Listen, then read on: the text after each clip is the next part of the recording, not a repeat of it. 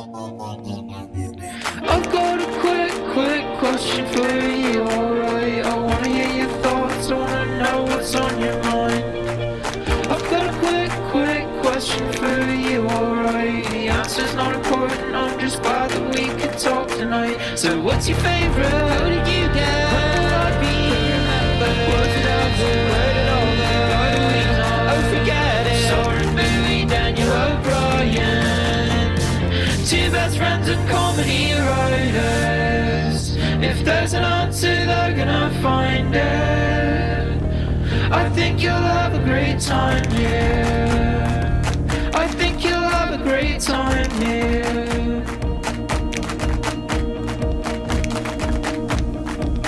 So, hello again and welcome to another episode of Quick Question with Soren and Daniel, the podcast where two best friends and comedy writers ask each other questions and give each other answers. I am one half of that podcast, senior writer for Last Week Tonight with John Oliver, author of How to Fight Presidents, and making his triumphant return, the constant winter sickness edition of Daniel O'Brien, joined as always by my co-host, Mr. Soren Bowie. Soren, take it away. Hey everybody, I'm Soren Bowie. I'm a writer for American Dad, and frankly, I'm in kind of a bad mood. Oh yeah? Today. Yeah, but let's do your shit first. You're sick again? Yeah, I'm sick again. We've gone back and forth the last couple of years where I will just be perpetually sick for winter, and then you will go up and down with like very bizarre illnesses that only you yourself can diagnose and treat.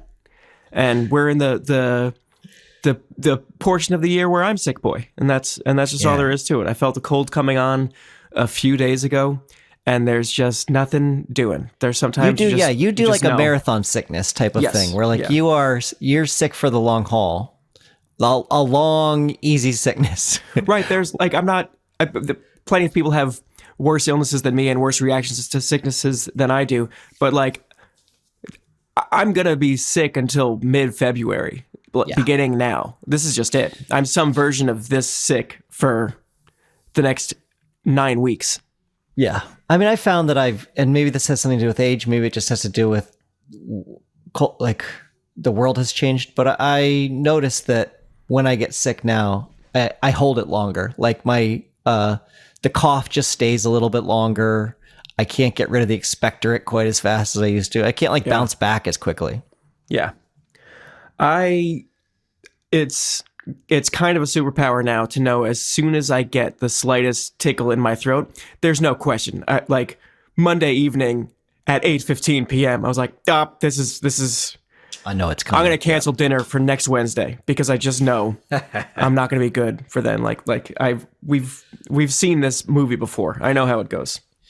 Do you find you're still surprised by symptoms though?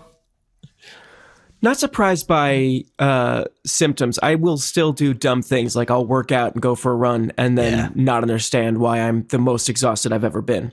I always think like, yeah, sure, I'm sick when I'm in bed in the morning and at night and when I'm drinking my fluids all day, but the gym is the gym. That's we're putting everything on pause. I don't dress like I normally do, so I leave my life behind. I keep my wallet at home for that. Yeah, I will be sick and then like drink. And like the next day be like, I feel awful. Yeah. What's happening to me? But yeah, I still find myself like I will get sick and then be like, surely it has never been this bad before. Surely I've never had such a sore throat. Yeah.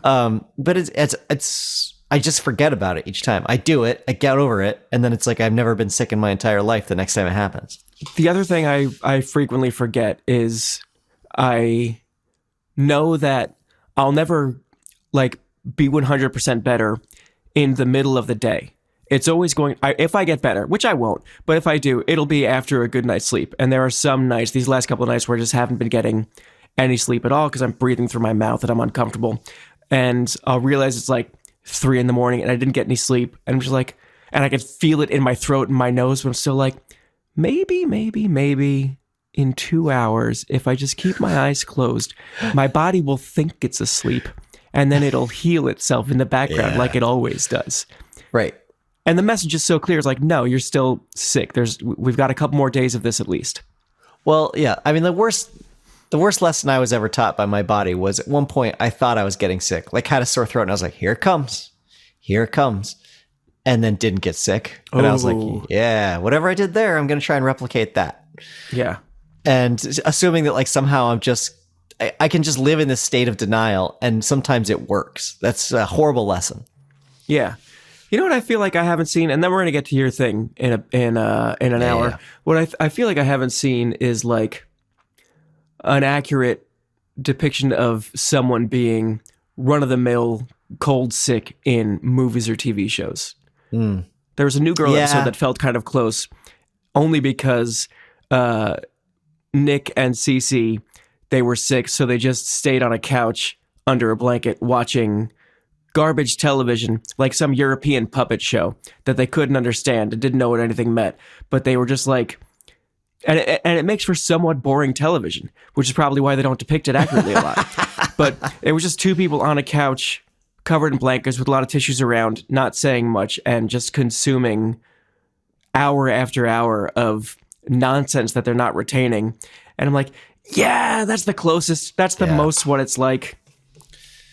It's always got to be the extreme in a show. Yeah. Yeah. You know what I'm looking forward to for you is that moment when you're about 4 days into this and you go to blow your nose and it feels like you blow out a quarter of your brain through your nose. Oh, God. And like it's just thick and viscous in the Kleenex, but it's like air is touching your actual brain. It feels so for the good. first time.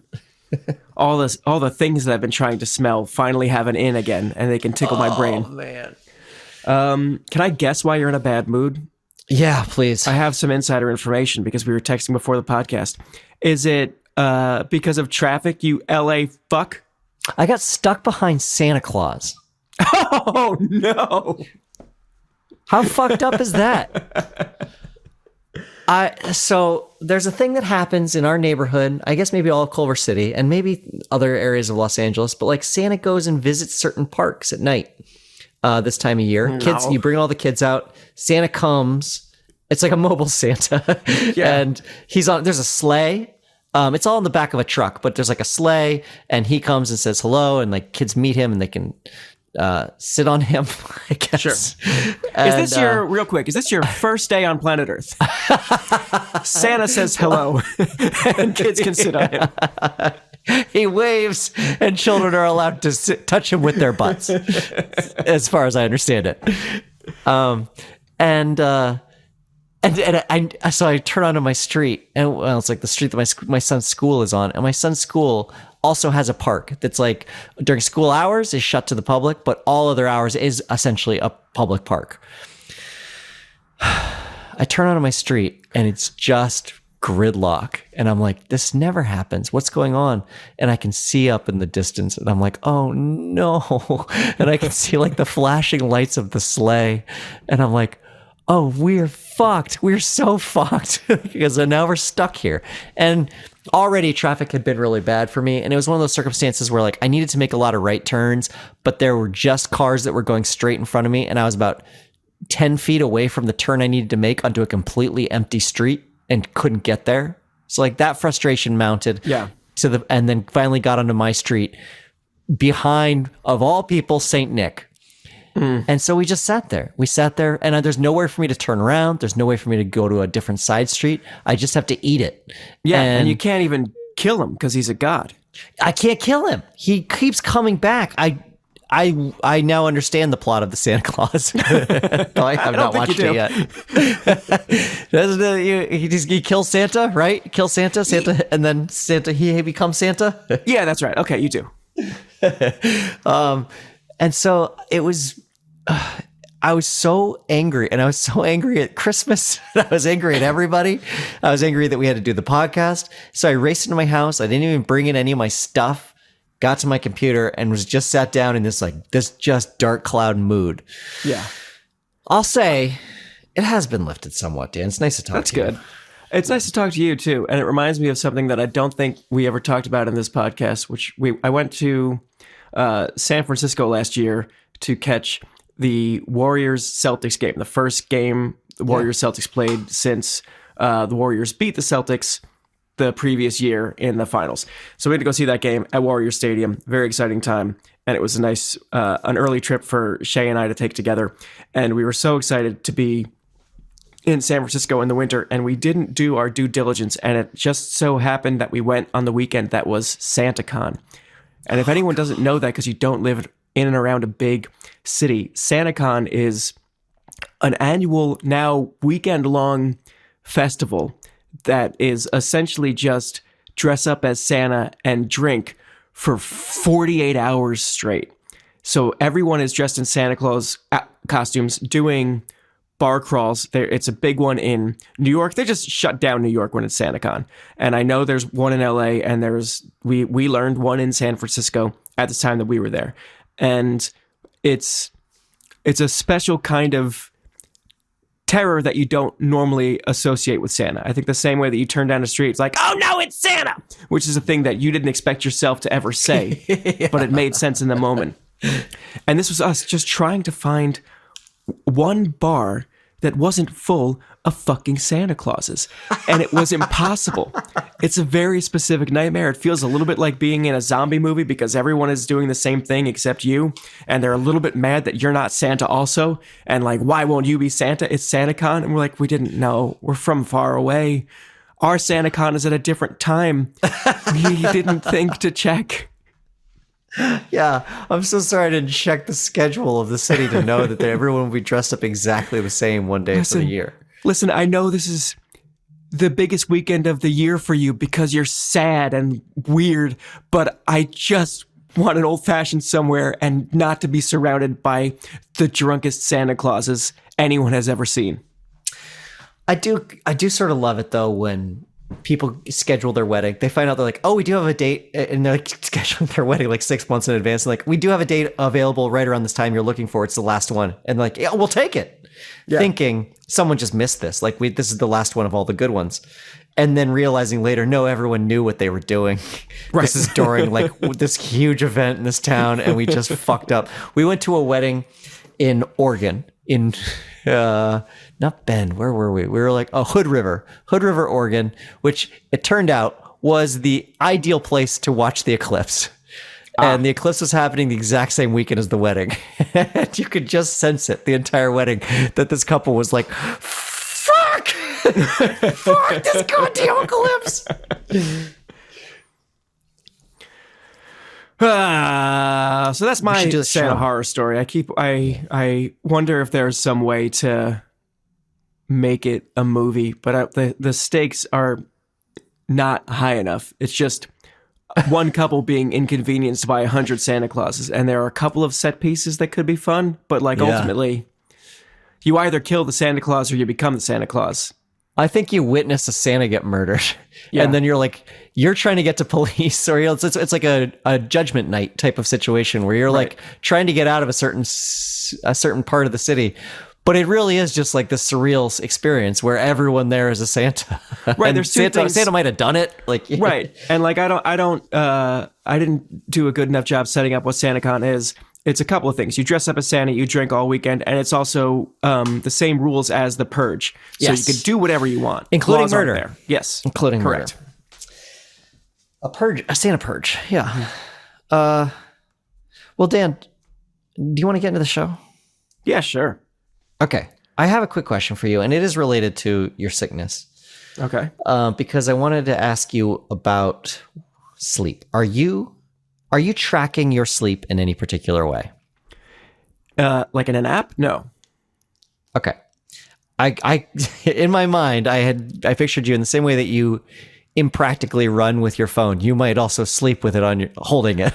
No, because we've talked to, my phone is in my mouth. We've talked about, because I don't want to be disturbed, so I have the ringer off. So if I do get a call, like it's an emergency, my teeth will vibrate, and that way I don't disturb anyone around me. But no, we've talked about sleep before. I don't really track it because I'm generally, for most of my adult life, I've been a pretty reliable sleeper in terms of like, this is when I start getting ready for bed, and then I go to bed, and this is when I wake up and I get up. It's been upset with this sickness lately, but generally I'm a good and sound sleeper. Yeah.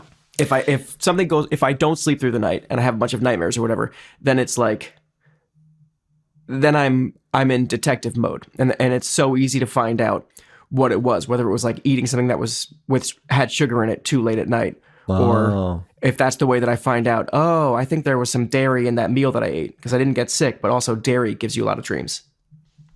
Interesting. Okay. So I started wearing a Fitbit again. I like go on and off with wearing one. The only reason I ever put one on in the first place is because I'm curious about my run. Like I'm doing a new run and I'm like, I don't know how long that is. I can't get a sense of it. I'll just put the Fitbit on.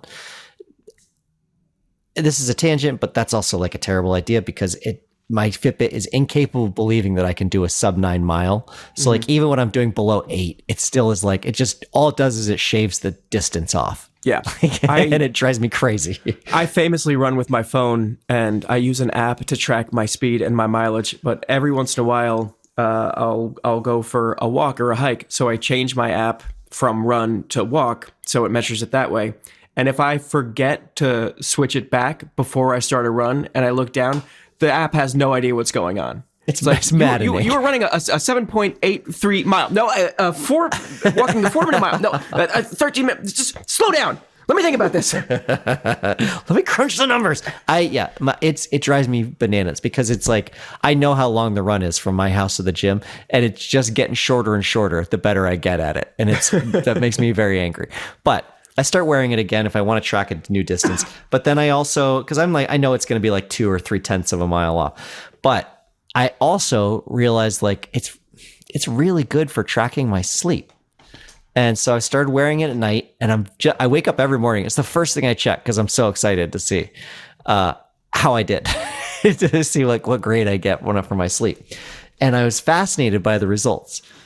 One, because I didn't realize there are so many layers of sleep. There are 3. Do you know the layers of sleep? Yeah, there's the mantle, of course. Yeah, and then when it's colder, there's the crust. And then when it's very cold and you're in the weighted blanket, then it's the core. Yes. Good. Great job. I didn't realize. So I thought REM, surely that was like your deepest sleep. Like when you get into REM, that's when you're really cooking. Yeah. But that's the opposite. I didn't realize that you go into like deep sleep makes up almost none of your night. You get about an hour of deep sleep a night. And then the majority of your night is made up by light sleep, which is the next layer up from deep sleep. And then above that is REM. REM is the closest you're ever to being really awake. Uh-huh. So when you're doing like your rapid eye movement, and I assume a lot of your dreaming is happening there, that's like when you're on the verge of waking up. This is all news to me, but I really like seeing my sleep patterns and seeing like it's very good at tracking when I wake up throughout the night and like knowing when I was up, even if I didn't get out of bed or I didn't move around at all. I guess your breathing and your heart rate just changes. Yeah. And I didn't realize, here's the thing. How much sleep do you think you're getting a night? How much sleep do I think I am getting a night? On average, yeah. 7 hours to 8 hours, 7 to 8 hours, 7.5 hours. Okay. Shave an hour off of that. Give me a crazy. Hold on. Give me a. Okay. All right. Get a piece of paper. Yeah. Come back to me. Yeah. So I thought I was like, oh yeah, if I get to bed by this time, I fall asleep by this time, I'm getting 8 hours. And I was counting it, even the times when I would get up to pee or whatever, as part of that 8. Seeing it all laid out for me, it's like I'm awake each night for like an hour and 14 minutes, not consecutively, but throughout the night. There's just like time that you don't realize you're awake, that you are awake throughout the night. And I was really bummed by that. I was realizing that I was getting like 7 hours and 10 minutes a night. And I was like, that's not enough. Even my app is telling me that's fair. Yeah. It's not good. It's fair. Mm-hmm. And so that was startling to me. And then also my daughter has been sick recently. And so there's a lot of me getting up to deal with her. And I really like going into the app and just feeling very heroic in the times where I'm clearly in a deep sleep and how quick I jump from a deep sleep to awake to go deal with her. I'm like, oh yeah, nothing can stop me. Like there's nothing that's going to keep me under. That's great to like self-validation to know that your paternal instincts are that strong. Right. That there's something beyond your control that is going to pull me right out. Force you out of that bed. Yeah. And it's only that noise. Like there's the noise of her or my son that's like going to throw me out. And otherwise I will not wake up for anything. but it was very interesting to see how much of that sleep I'm getting. And then it gives you like a little rundown of kind of like, here's why REM is important. That Automatic for the People, great album. Right. Yeah. I mean, one of us had to do it, right? That's a storm. You're not gonna get out of the way of the rain. Just let it come. I had to. Yeah. That would have been silly to just leave that sitting there. Come on.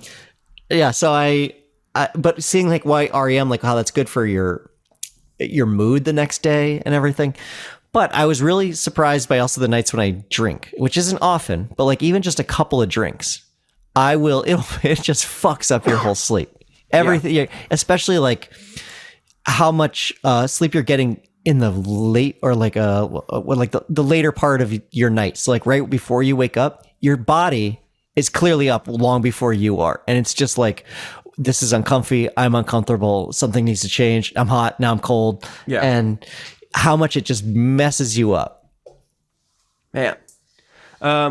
2 reasons that I wouldn't want to do this Fitbit sleep tracking thing. One, very basically, it's none of my business. I don't need to know what's going on when nighttime, Daniel, when the creature of the evening takes over. Whatever you need to do to have me ready to do my job in the morning, you just do it. You do it, Mr. Hyde. I love you for it. The other reason that I wouldn't want to do it that is slightly more serious is, as we're talking about my running app, I have been thinking about not using it anymore just because there was this New York Times did like a whole summer of articles about running specifically. It was a really great feature. I don't know what brought it on, but I read it every week.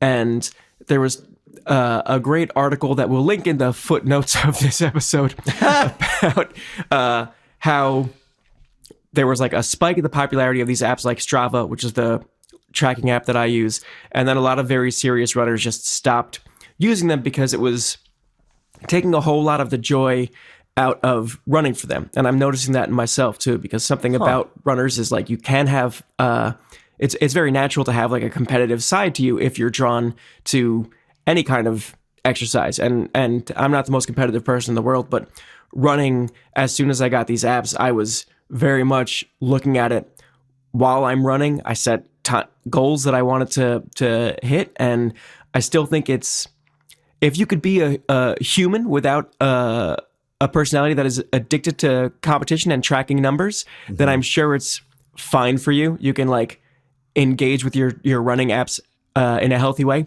I don't think I've been doing that because I think of the time before the app and I would just run and run. I would have my watch that would tell me how long I'd been out. And I would sometimes look at a map afterwards and try to like guess how much I ran, but mostly it was just like, I'm running. All right, I'm tired of running. I'm done running. Or it's, I need to turn home now to make dinner. And that was my run. And I thought my thoughts on my run. And that was it. With the app that I'm now obsessed with, and a lot of the runners in this article are obsessed with too, now I can run 40 minutes. And then I look at the app. And if the app will tell me how good I did compared to me in the past. And that'll affect how I feel about the run. And I never used to, like, there never used to be any factors at all that determined if a run was a good run or not. It was just you ran and you were done and that was it. And now the app is like, I know at 1.5 miles, I know, this isn't going to be good. I'm not going to get a great 5 miles out of this. I should just turn around and make it a 5K and try again some other day. Oh, yeah, it's influencing how you choose to do the rest of the run. Oh, that's interesting. It can influence how you choose to do the rest of the run. And it could also, like I was saying before, just cloud if it was a good run or not. I now have this other factor that tells me if it was a good run and you lose sort of like the pure joy of just, I ran for 40 minutes or 45 minutes or 10 minutes or whatever it is. You ran from point A to point B. And that was how you could gauge whether or not something was a good run. And now I have 4.5 years of data that can tell me if I'm slower or faster. And as good as it feels when I'm faster, it feels that bad when I'm slower too. Right. Oh, maybe I'm lucky that I can't trust the mileage, because I would absolutely do that every single time. I would check my splits, and I would check the time that it took me to do the run, and I would probably run much more recklessly too, because I would get to stoplights and I'd be like, well, I just got the red, but there are no cars. I'm just gonna try it, just to try and like hug those turns a little bit more, like I'm playing Mario Kart. I see that happening so easily. I might do that with sleeping too. That like I definitely competitive sleep. I wake up in the morning feeling good. I'm like, oh man, that was great. And then I check my stats and it wasn't a good sleep. And be like, fuck. Yes. It wasn't good. I thought I was rested, but I'm a failure. That's exactly that's why I was asking mostly, is that I was shocked by how many nights I would wake up and not feel particularly good. Look at my stats and be like, oh no, it was a good night. It gave me a good score. I got an 80 last night. Or like I wake up and I'll be like, I think that went well. Yeah. And then I'll look at the stats and I'm like, no, I got a fair. That was only 73. And I don't totally understand. I guess it's just the hours of wakefulness that like help inform it, or like the ratio of deep sleep to light sleep to REM. Like you need like a certain amount of everything to make the pie.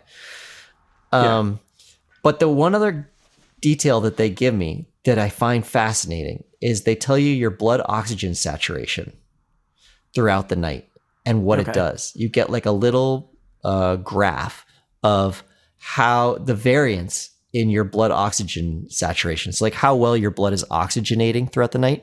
And I think that this can inform whether you need like a CPAP machine or you've got a deviated septum or that type of thing. For the most part, it looks good. I mean, I'm well within range.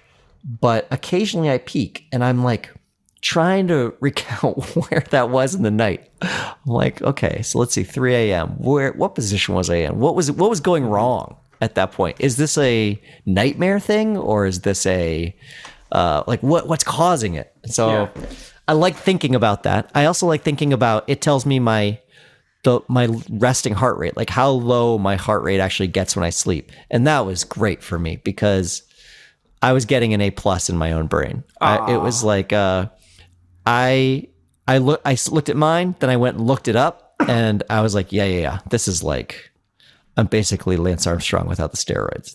I'm hibernating. Tight. That's tight, man. That's really cool. I don't think it's for me. I'm really glad that you I think have a healthier relationship with it than I probably would. Yeah, I ask me in about a week. The first time I get sick, or the first time that I really drink hard, I think I'm just taking the watch off. Sure. I don't want it to know. I don't want the shame of it having, like, when I do like my 30-day average, that's going to throw it way off because I went to a party with Seth MacFarlane. Sure. I felt like you were going to come up with a fake name.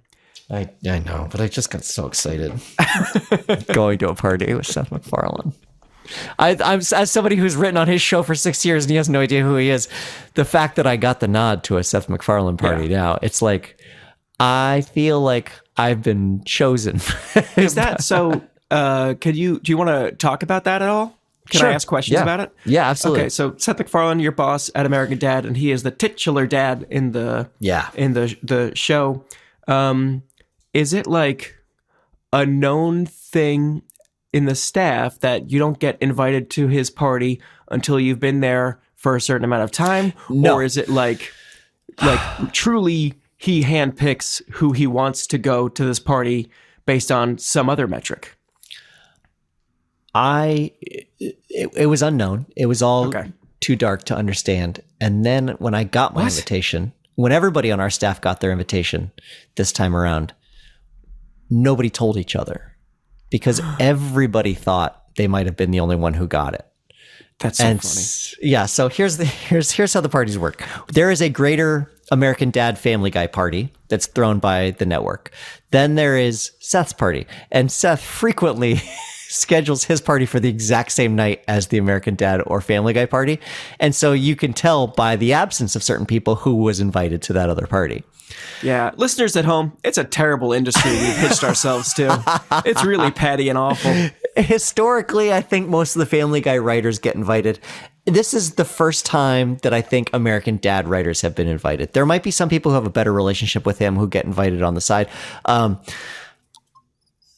I know that our showrunners get invited, but I don't think most of the writers do. And this time, it was the first time that like a writer got invited. And it's like a very cordial invitation that you get. That's like, he would like, Fuzzy Door would like you to join them for this party. And I was like, and so each one of us was concocting in our own mind why we particularly got invited this year. For one guy on our staff, he was like, it's because of the episode I just wrote. It's got to be the episode. Yeah. I wrote a really great Christmas episode. For somebody else, it's like they had been with their husband had been invited the year before. They went with their husband. They thought I must have made a really good impression. For me, it was like, oh, obviously it's that very deeply awkward interaction I had with him during picketing. He remembers me.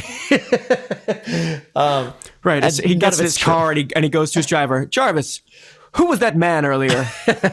Write that name down. I want to remember him for my holiday party. But the truth is we all got invited this year. It was much more diplomatic than that. It took a long time for us all to figure out that each other got invited. And now it's coming up. And I'm so excited, Dan. It's like it's the Oscars after party for me all over again. Because who knows who's going to be there. That does sound very exciting. I can't wait. This will be fun for our listeners because we will either talk about it or it'll be so star-studded and like no phones, NDA, sworn to secrecy, that it'll never come up on the show again. Right. Oh, yes. It'll be, definitely it'll be one or the other that I can just not ever mention on the podcast again. Right. We'll come back in like January or something and I'll be like, hey, how was Seth's party? And you're like, it was fun. There was a chocolate fountain. Quick question. Do you like birds? We'll just quickly burn through it. So anyway, I'll let you know. I'll also tell you if I'm still wearing my Fitbit after that. I can't wear it to the party. That's very tacky. Right, of course. That's the other thing about this Fitbit is that like I feel very embarrassed wearing it in public. Like when you're on a run, it's one thing. At the gym, that's like you're playing with fire. And then just in my like at work wearing a Fitbit, who the fuck do you think you are? Yeah. I never judge anyone who's wearing a Fitbit. One of the other reasons that I will never wear it is I am so committed to being a watch guy. I have somewhere between 12 and 14 watches that I've accumulated over time, and I always have a watch on my wrist. And, you know, for every day around the house stuff, it's my running watch, my just like waterproof Timex bullshit digital watch. But I take time to like pick what watch I'm going to wear for what outfit and what specific event and what I want to say with each watch. And it just doesn't mix well with the Fitbit lifestyle. I do like that you've got a good wrist for watches. I'll say that. Thank you. What do you mean? I mean... Oh, because you got those thin stick wrists. Got bird bones. Yeah. You have a good... So it doesn't matter the size. You're not a guy who has to look at a watch and be like, it's nice, but is it just too much for my wrist? Your wrist is going to handle it. That's right. It's not going to be an issue. Your wrist, like you can put a man's watch on you and it looks like, I have a man's arm. if I put... that is what I'm going for, so I'm glad that comes across. I have to be so careful with the type of watch that I get, because if I get one that's too clunky or too bulky, I look like a child. It's like, it looks like somebody wearing a Casio watch. One of my favorite Soren things is you famously don't care for, are very uninterested in, and get angry when other people talk about Star Wars. And for years, you had a BB-8 watch. I still have it. And it was your favorite watch. You wore it all the time. It fit your wrist perfectly. And I think this must just speak to your watch problems, where you find something that works and you stick with it. I still wear it. You know, it doesn't even work now. The battery, for whatever reason, drains really fast in this watch. But I wear it all the time because it looks really nice. It's like this. It's got a white face with these little orange kind of circles in it. It is a gorgeous watch, and it's a fucking BB-8 watch. And so if you look really closely at it, the thing where you like twist it to set the time has a Rebels logo on it. And if you look at the back of the watch, it's got some bullshit Star Wars quote on it. And so I just have to, and they made like a 3-sepia one that's just like this beautiful gold one too that I also vacillated on. But I really landed on this BB-8 one, and I am humiliated every time somebody like notices what it is. I'm like, yeah, it's Star Wars. Yeah, you're like, yeah, it's dumb. And then they're like, no, it's not dumb. I love Star Wars. You're like, well, you're dumb. Yeah, well, then you don't know what you're talking about. I can't trust your opinion on anything. Soren, I got a quick question for you. This actually comes from our engineer, producer, editor, and director and boss, Gabe Harder. He sent this question ahead to us. I'm going to read it verbatim. Yeah. There's a thriving market of podcasts and YouTube channels specifically designed for you to fall asleep to. If you could materialize a sleepy time video series or podcast engineered in a lab specifically for you, what would it be? Are you familiar with these? No. Oh, exciting. What do you think it is? I assumed it was an ASMR thing. And so I assumed it was like either an ASMR thing where it's someone whispering with their wet mouths close to a microphone, dancing all around your ears, making your head tingle in an uncomfortable and definitely sexual for some people way. And I wouldn't like that. Or I would assume it was just like, I don't know, maybe I'm in the weeds. If this is a separate thing than like a white noise machine or me asking one of my smart speakers to play ocean sounds, which is something that I used to do all the time, then I don't know what it is. Is it not ocean sounds or like no water? It is. So on the spectrum, there are certainly the ASMR ones. There's ones that are just like designed to be noises that you could be so comforted by that you would fall asleep to. But there's other ones that are stories. Like it's an actual telling of a story that's designed to make you go to sleep. There's a lot of these for kids too. There's just let's not pretend we're reinventing lullabies. But they're designed to be long, meandering, and without any plot, so that you don't have to follow anything. So it's like a really bad story. I listened to one. Somebody turned me on to these. I can't remember who. And I was like, well, I'll give it a shot. And I listened to one and it really did the trick for me. Like it hit home so well. It was about a train. It starts with you getting on a train. Mm-hmm. It's snowing outside and you're about to do a train trip across the like Siberia or somewhere like that, like somewhere deep north in Europe, like a place that you also don't have any context for. So like nothing, you're not looking, it's designed specifically that way. Like you don't want any pinpoints. You don't want to be like, oh, I wonder if we'll hit the Yukon. Like, or like that kind of shit would be here. It's like, it's designed, I've been here before. Yeah, it's designed to be so distant from you. And then just about how comfortable your train car is, like you settling in, you turning the light out in your particular car and seeing stuff outside your window. And it just knocked me right out. It was so comforting to listen to. It was like putting on a warm blanket. All right, I have 10 million thoughts because this is very appealing to me without getting as personal as possible. I have historically liked being talked to sleep. Just like, hey, just tell me a story. We're adults, but tell me make up a story right now, and I will go to sleep while you're telling it. Mm-hmm. It's a thing that really appeals to me for whatever part of my brain likes it. A thing that does often happen is I will challenge the story. Yeah. Because and like my natural instinct to do bits with the story will come out. It's you have to. It's like how your brain works. I get it.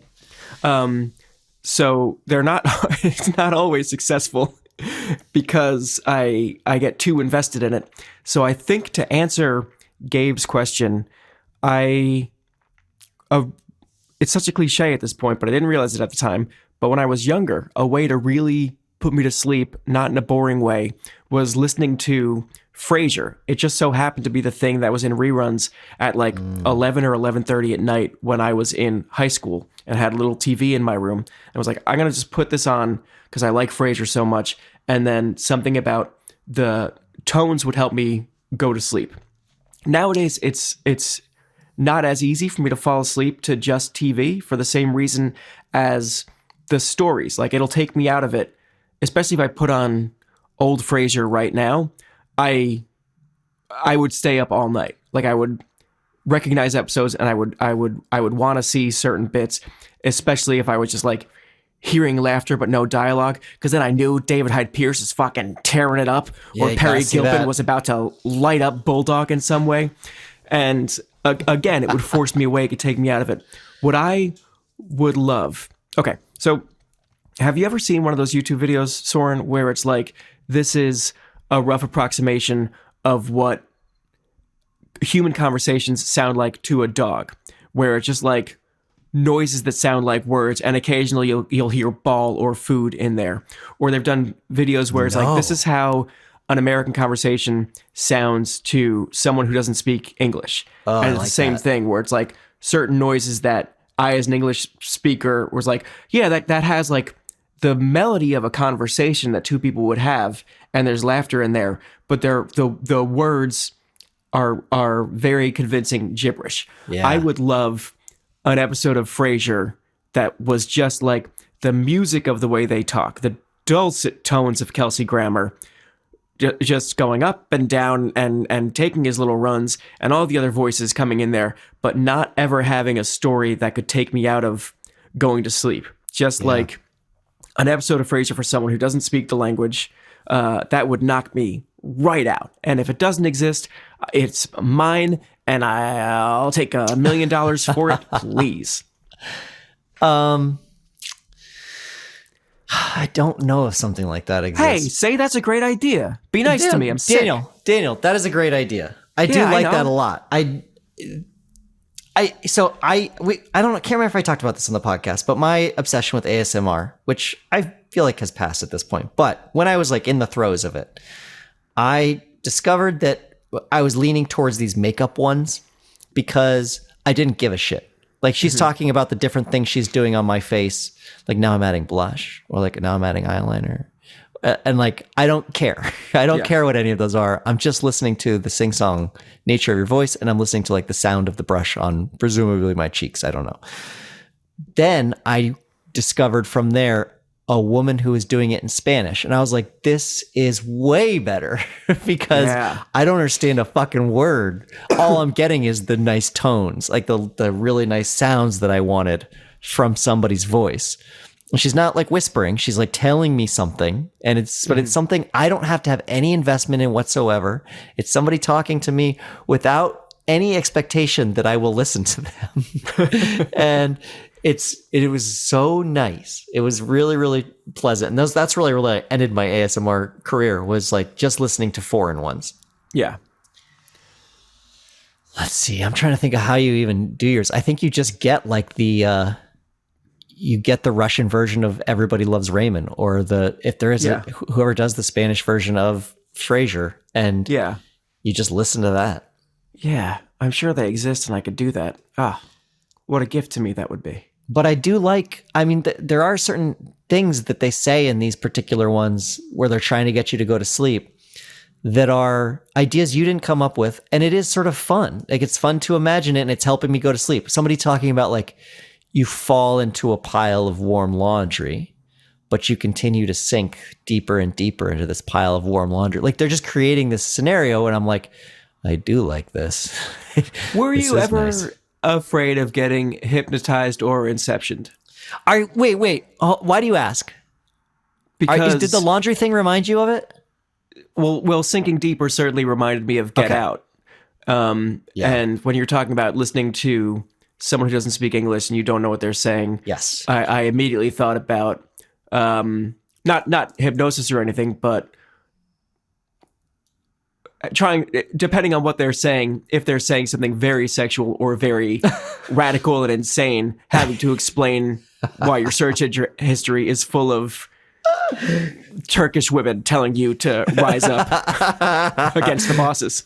I am afraid of, and the reason that I'm afraid of getting hypnotized is that in college, I went to a show where at the college was putting on, where the hypnotist like got kids up on stage and made them do crazy shit. And the way that he began it was, he's like, I'd like everyone in the audience to just close their eyes for a second and just listen to the sound of my voice. And he would just started talking to us. He started saying deeper and deeper.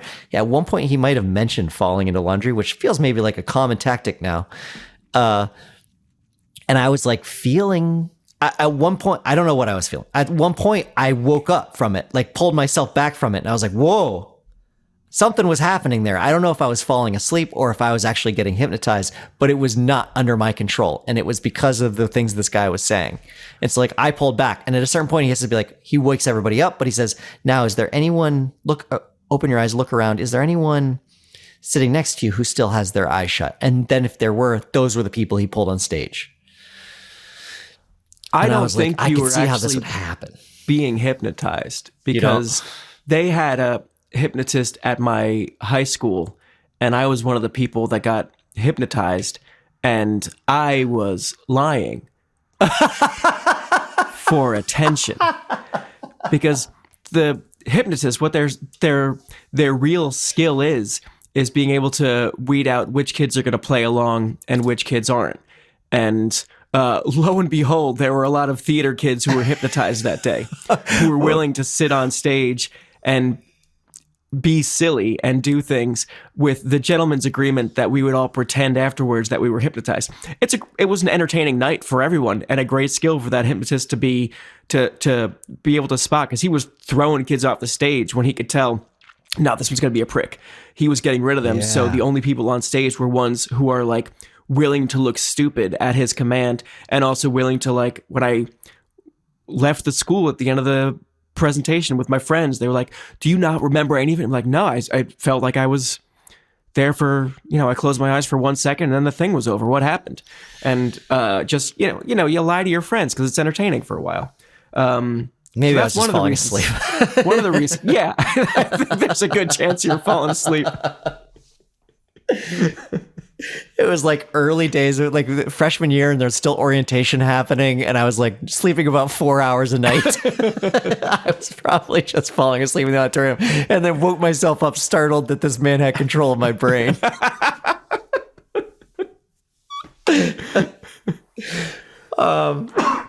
Yeah, I don't know what I would create in terms of one. I think I like the story. I think I want a story in English, and I want a story that meanders, but in which I have no responsibility. Like, it is about me. They're like telling me, like, here are the things that are happening to you, but that has no peril. There's no jeopardy. There's really like nothing going on, but the voice is interesting enough and compelling enough that I want to continue to listen. Yeah. Man. Well, that was a great question, and that about does it for our show, which is Quick Question, but you all knew that already. We're recorded, edited, produced, and now scripted by the irreplaceable Gabe Harder. Our theme song is done by the incredible Me-Rex. Their digital album is available at merex.bandcamp.com. You can find me on Twitter at DOB_INC, or the show at QQ_Soren and Dan. Email us at QQwithSoren and Daniel@gmail.com. We are coming up on our end of the year /holiday episodes where we take questions from you, the listeners and viewers out there in YouTube, Instagram, and TikTok world. And if any of you are watching us on Vine, you can reach out too. We have a Patreon. You can find us there. Yeah, I don't know. Oh, I thought that was a real thing. I thought Vine was back. No, Vine is dead. Okay. Our friend Cody just put out a video. Our friends Cody and David Bell and Katie Stoll and Will Gord and John Conway and some other folks that I'm forgetting. They all work on the Some More News YouTube channel and podcast empire, and they just put out a video about the fragile content creator economy. It's great. It's a 30-minute video episode that you can get on audio also, and they mention something like Vine in the episode. So it was top of mind. That's why I said it. Got it. All right, bye. Bye. I've got a quick question for you, alright? I wanna hear your thoughts, I wanna know what's on your mind. I've got a quick question for you, alright? The answer's not important, I'm just glad that we could talk tonight. So what's your favorite? Who did you get?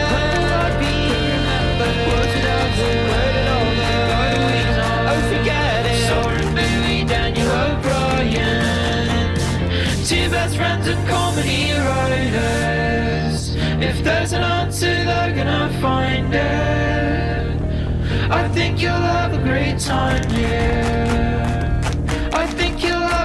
time